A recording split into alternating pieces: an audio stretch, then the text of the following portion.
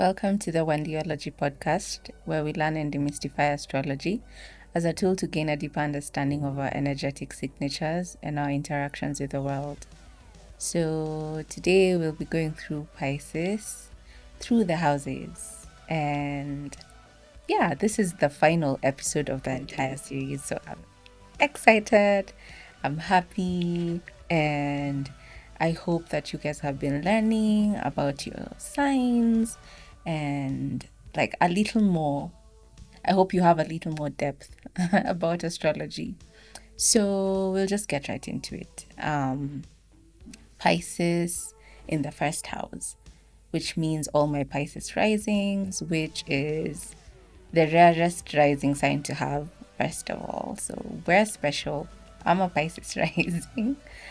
And I actually recently came to realize that after the hospital confirmed my birth time. So the first house is about self. So who are you, right? And how do you present? So a Pisces rising will a lot of times be deeply spiritual, deeply creative, probably an artist, a dancer, a yogi. Just think along the lines of creative pursuits, right? Very dreamy, very intuitive, very flowy and soft. People with very striking eyes as well, watery eyes, kind of. Think of Billie Eilish. Billie Eilish is a Pisces rising. So yeah, Pisces risings are just very spiritually adept, and they kind of self-actualize in that way. They're always looking to transcend themselves. So whether it's through art, whether it's through creativity, whether it's through spirituality, that will be Pisces rising, right? So we have the second house, which is the house that rules over finances, right? It rules over possessions and things of the sort. So we're thinking about money here. And I think because this is a money house and to do with personal finances, I think with Pisces, it's you will have a knack. With having Pisces here, you'll have a knack for creating so that you can get finances out of it, right? So using creative pursuits as a source of income, using spirituality as a source of income. Maybe you are paid to intuit for people or read for people or things of the sort. Like, it's just having a very strong intuition when it comes to your finances as well. Yes, so look out for being disillusioned around money and around finances. Have a plan. I know when I tell Pisces people to have a plan, it's a bit difficult, especially where you have Pisces, but it's important to just always have a plan just to be safe and so that you're not gullible or disillusioned. So the third house is the house that's to do with communication, short distance travel. It's to do with siblings as well, and like your local community, right? So I feel like when you have Pisces here, you have a gift of communicating in a very soft way, in a very intuitive way, in an empathic way, right? These people can be storytellers or poets or writing, poetry, things of the sort, just exemplary writers, right? But here there's a tendency towards escapism, because when you bring in, especially Piscean energy with thoughts and kind of communication, there's a tendency to want to escape, especially from the difficult things. When it doesn't feel so nice anymore, there's a tendency to just want to escape. And a lot of times this can be done through drugs. So you have to watch out for escapism, right? There's a very important like emphasis on staying grounded where you have Pisces energy. Note that. So next we have the fourth house, which is the house to do with roots, the home. It's to do with ancestors, right? It's to do with your personal integrity, right? What motivates you from a very, very deep place. So this can indicate your roots and your ancestry as well. So your family history as well. Maybe you may have very deep spiritual ties, right? Like maybe part of your family were always deeply spiritual, and so are you, and you may feel a sense of duty with preserving family legacy or something of the sort. You have to also look for the tendency to be an escapist within your home life, right? Just by meditation techniques, remembering to stay grounded. But also, this may look like being highly creative within your home space. Maybe you come from a family of people who delve into creativity, into poetry, into dancing, into other creative pursuits. Moving on to the fifth house. The fifth house is the house to do with fun, flirting, dating, creativity, right? And I feel like this is such a good house for Pisces to be in, because Pisces loves the arts and things of the sort and creative pursuits. So naturally, there's uh there's like a talent aspect here.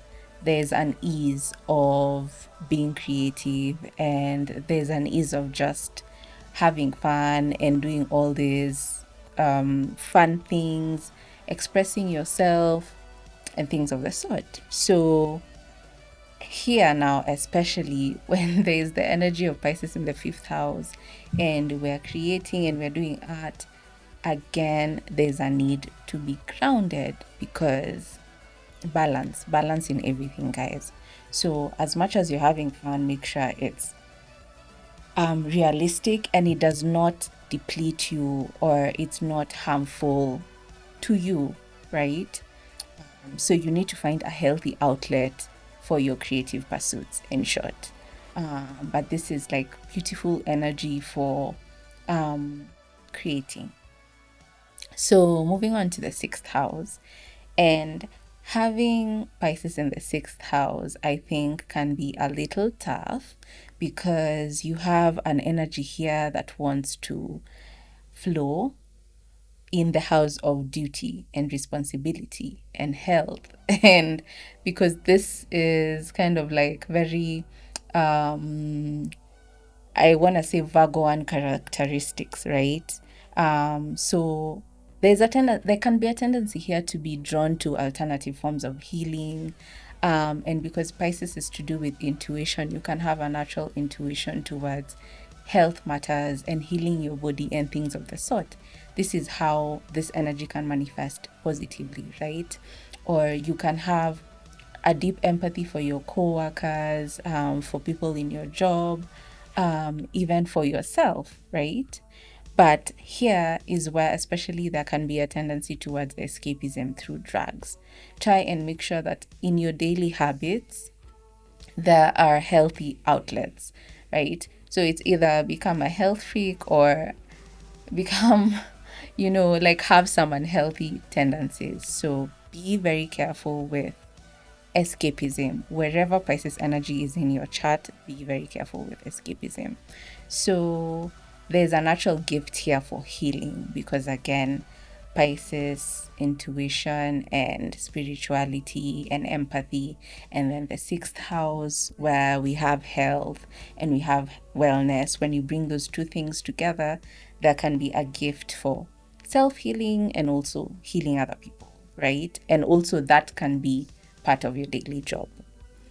So moving on to the seventh house, which is the house that has to do with partnerships. So whether it's romantic partnerships or business partnerships, this is the seventh house. It's where you come together with someone, right? It's also the house that contracts fall under and things of the sort. So you having Pisces here could mean that you have a need to transcend through your partner, right? Like there's some deep change or transformation that you're looking for within a relationship. Um, there may be a tendency to be disillusioned within relationships, especially. um I know I keep saying this, but wherever Pisces energy is, you have to look out for escapism and disillusionment. So you have to make sure that you are staying grounded even within a relationship. Look out for codependency. Make sure that you're your own person and you have your own things, your own healthy attachments, so that you don't unhealthily attach, because then it's very hard to get a Pisces to detach. It's extremely difficult. So don't idealize relationships and your partners. Humanize them. Know that this is just someone that you're experiencing, right? Yes. So yeah. So moving on to the eighth house. The eighth house is to do with the occult. It's to do with kind of life mysteries, death, right? And those matters, very dark kind of metaphysical matters, right? And so here is where also lies like things to do with um, privacy, right? And things of the sort. And so having Pisces in the eighth can indicate a deep understanding of the dark side of life, right? Maybe you understand death because these are experiences that maybe you've seen and you've been through. Maybe you have a deep understanding of the occult. Maybe that's something you even do on a daily. You just delve and delve and delve into these dark, sort of taboo topics. And that's what Pisces in the eighth is giving. It's kind of being drawn very much to the metaphysical. And so here, escapism could look like addiction or self destructive behaviors, right? Be very careful not to fall victim to self harm or fear as well, and doubt, because those are things that can eat you up from the inside very slowly without you realizing until it's too late. So there's a need to watch out for your mind not tricking you, right? Yes. The needs here, there's an emphasis on having a healthy outlet for your emotions. With Pisces in the eighth house, there needs to be a healthy outlet for your emotions. So moving on to the ninth house, which is the house that has to do with mental pursuits, which has to do with religion, philosophy, long distance travel, cross cultural relations, and things of the sort. So, when you have Pisces here, you may be very drawn to philosophy. You may be very drawn to religious pursuits, right? Maybe you're someone who travels in the name of philosophizing or being a religious leader or things of the sort. You also have to be very careful to not kind of get into cultish groups, right? Especially because Pisces has a tendency to commit and to commit deeply. So when you find a philosophy that you deeply believe in, there's a need to question it from a realistic perspective again to be grounded. But this placement needs to travel, it needs to seek out new experiences, right? And a lot of them will have a spiritual nature. Yeah, and just like kind of looking for self transcendence through traveling or seeking out new experiences. So, moving on to Pisces in the 10th house. The 10th house is the house to do with public image, it's to do with how do people view you in a public light, right? Like a lot of times when you see scandals happening in the media, it's a lot of those people have transits applying to their 10th house because it's where people see you publicly, right?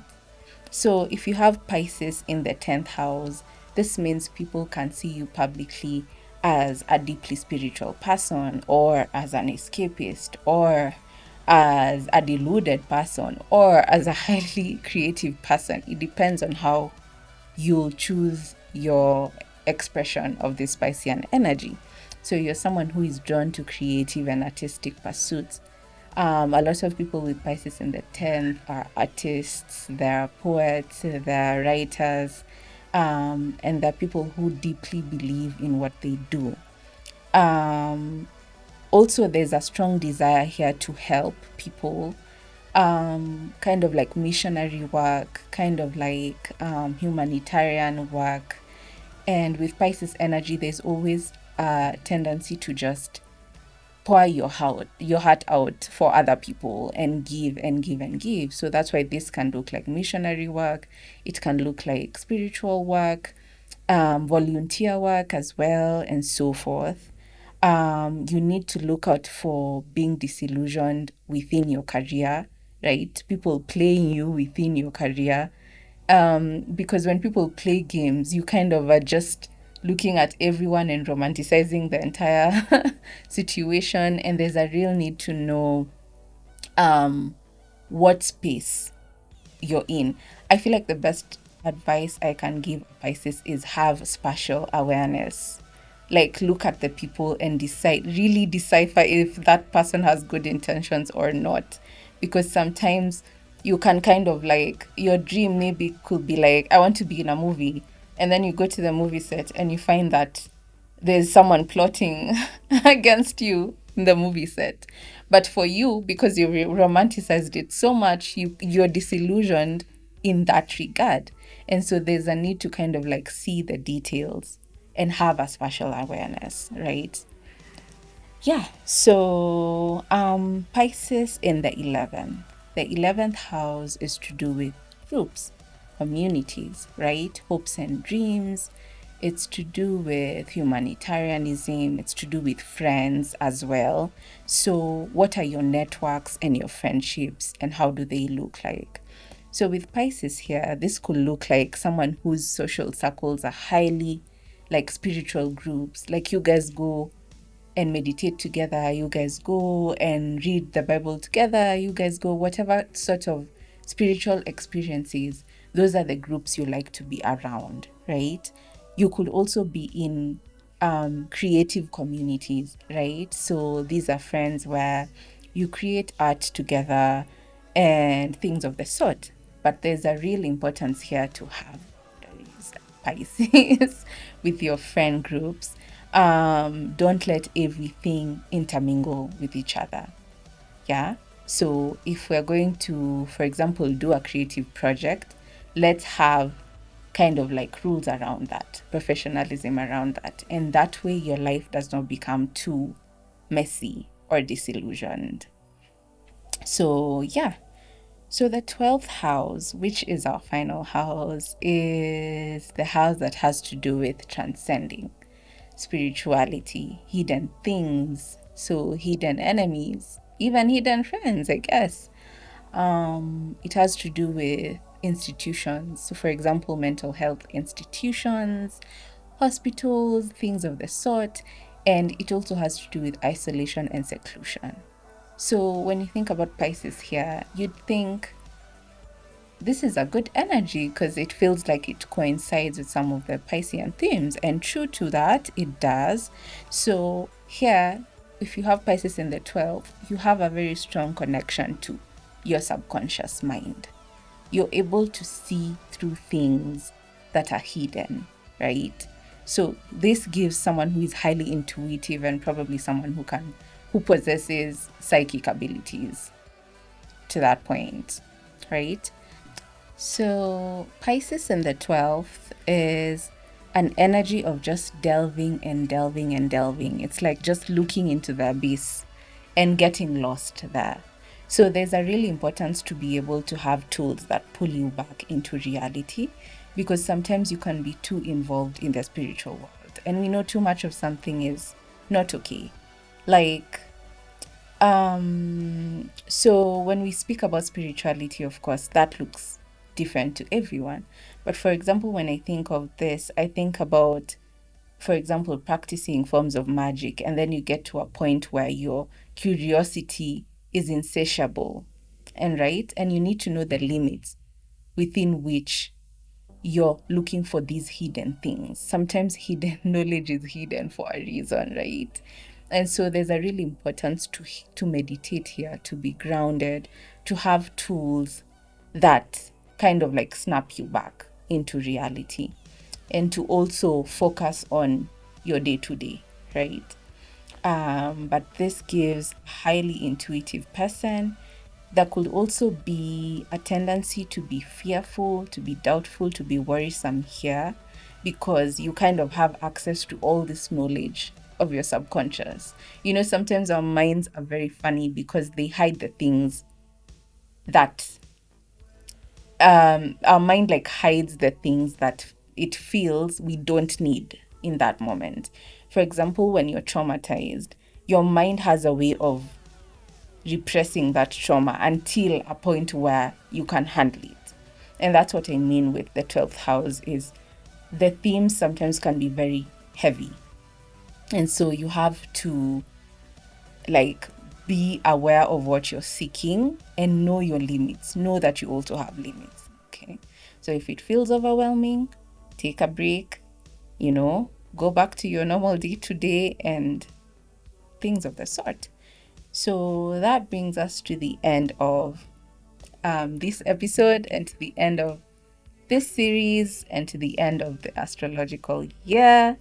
And I am so ecstatic. I am so grateful and thankful to all of you for watching, every single person. I appreciate you, and I speak blessings into your life. And just you guys will tell me what kind of